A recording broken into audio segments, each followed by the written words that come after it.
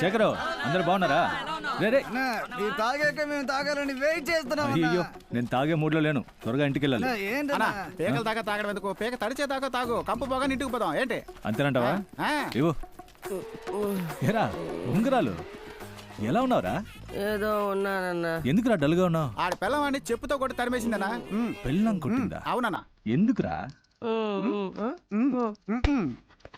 ఈ పిల్లడు ఇంత మొరటుగా ప్రవర్తిస్తున్నాడు. రవి ఇలా ఉండటం వల్లనే వీళ్ళ ముగ్గురు జోలికి ఏ ఒక్కడూ రావటం లేదు. అన్న ఇలా పిండి పిసికే బాడీ పెంచేస్తున్నాడు. ఇదేం దారుణం అండి?